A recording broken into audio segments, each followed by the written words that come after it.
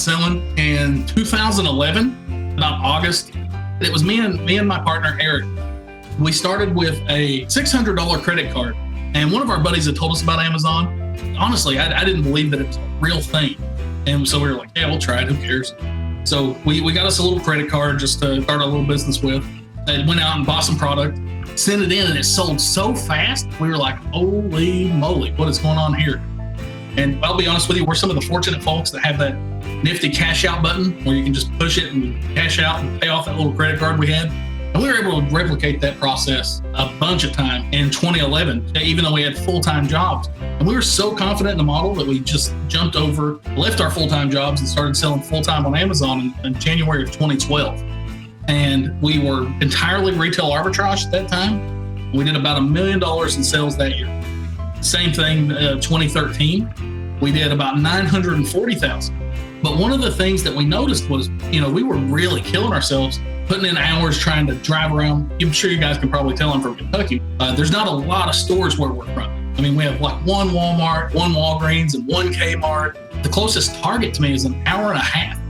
We were constantly having to drive around to find product. It wasn't exactly a sourcing metropolis.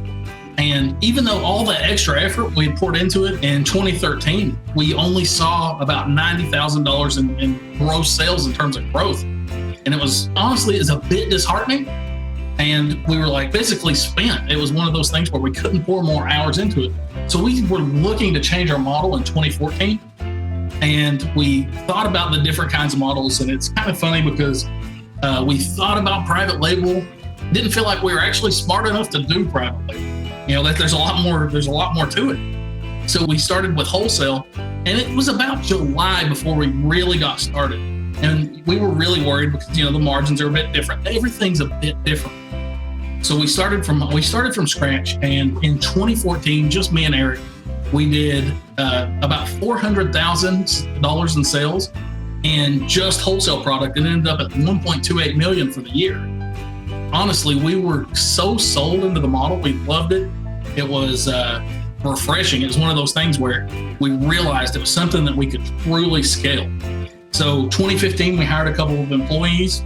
We moved into a slightly bigger space. And then we decided we are only going to sell wholesale products this year. We were really going to try to concentrate and become experts in this. So once we did that, we did about 3.9 million, I believe, in sales in 2015. And it was awesome because the way we focus on wholesale is we focus on replenishable product.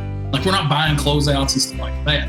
So all the products that we buy, like once we set up those accounts, we keep them and we're able to restock them over and over and over. So it's really, really effective in helping us scale because we keep accounts and products for a long period of time.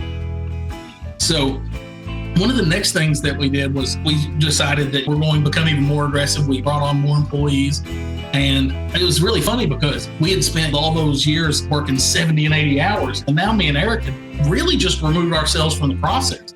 Like we started working with virtual assistants and things like that to further reduce our time. And honestly, at this point, I'm pretty sure we work about 10 hours a week on the Amazon business. And everything is just handled by our team. This year, we're almost at $5 million for the year and should hit around 8. We're expecting a pretty good quarter 4. That gives you an idea about our growth from just embracing the wholesale model.